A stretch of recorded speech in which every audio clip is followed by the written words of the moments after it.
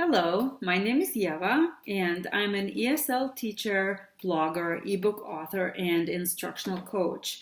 I run a blog called simplyyeva.com where I share ESL teaching tips, resources, and offer coaching to teachers who are new to the world of teaching English language learners. Today, I'd like to share with you a short presentation about what to teach newcomers. You may have had a student who has just arrived in a country, and by a country I mean an English-speaking country, or someone who is new to English if you teach in a country where English is not the major language. And while it is an exciting situation, I'm sure you've had the question, where do I even begin?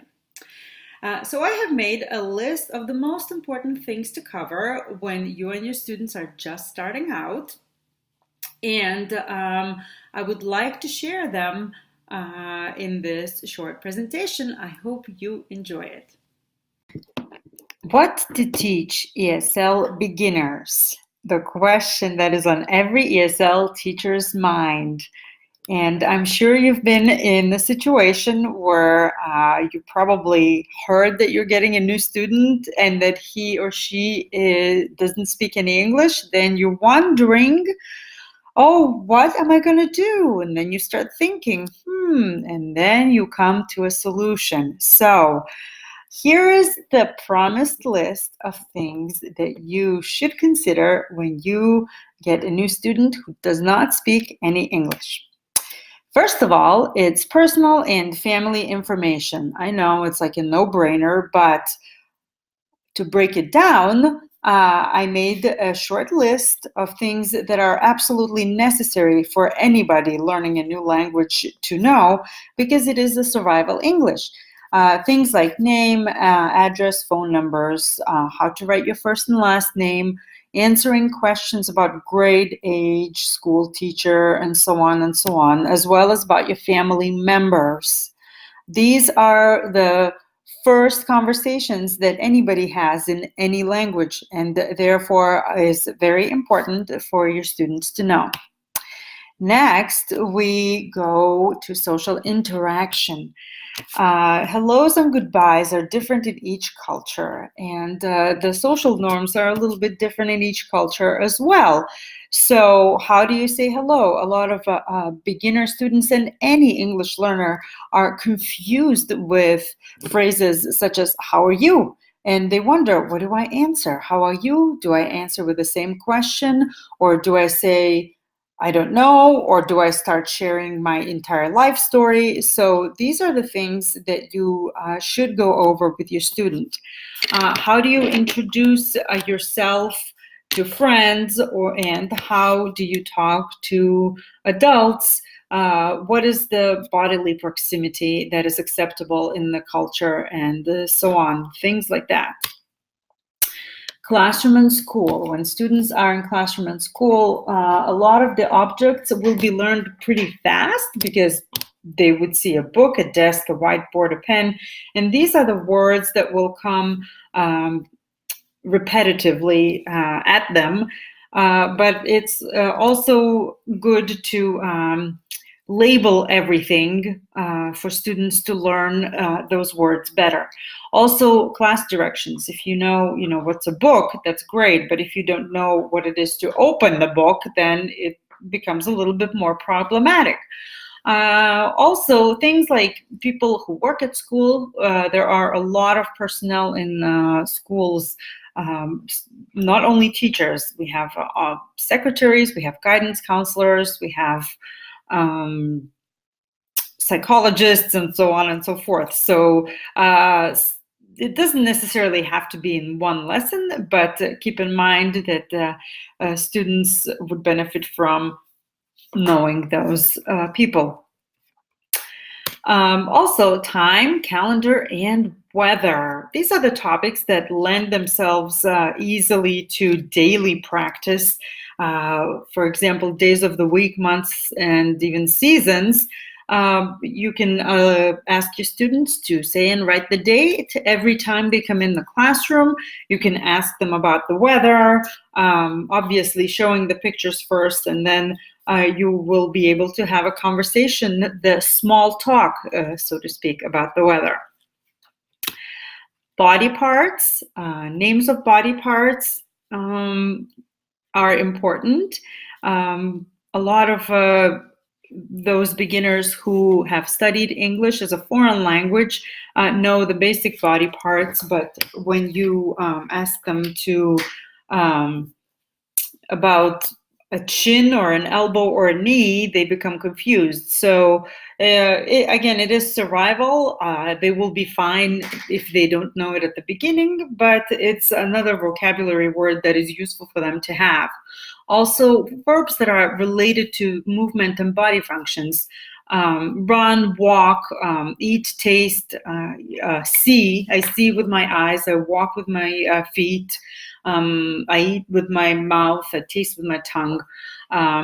This is a unit where you can also include clothing, and that way it can be tied into the same with the body parts. Food is a very popular topic with all ages, and it can be taught as a unit, and you can have a lot of fun with it. Food groups, for example, grains, dairy, fruits and vegetables, fats and proteins are important to know. Students really like to learn and share the foods that they truly like, and also share what they eat in their culture. So I think this unit on food has a great potential for conversation and for learning the vocabulary and grammar, because it really has immediate real-life application. Also, basic literacy. Alphabet is an important subject in teaching English language, especially if your students come from a non-Latin based language background. It is worthwhile to spend time on teaching the letters and the sounds, because it is a concept that may be difficult for people to grasp, that, for example, letter A can make a sound A and A. Another thing that is one of the first things to teach your students is the verb to be. I am, you are, he, she, it is, because this is one of the most important, it is the most important verb, and it's multifunctional verb in all languages. Sentence structure may be different in your student's language background. So the structure of an English sentence, the boy rides a bike as opposed to a bike rides a boy. These are things to go over with your students, especially when they're older. Yes, no, and W questions, and there's just so much more to learn, and so much more to teaching newcomers that it can get overwhelming fast, especially if you are working with teenagers and adults. So that's why I came up with a solution for busy teachers like you, and I created an ebook that explains the most important aspects to consider when you get a newcomer.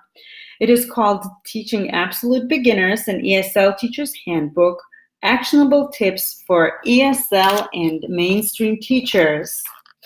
In just 7 chapters, I cover the necessary background information.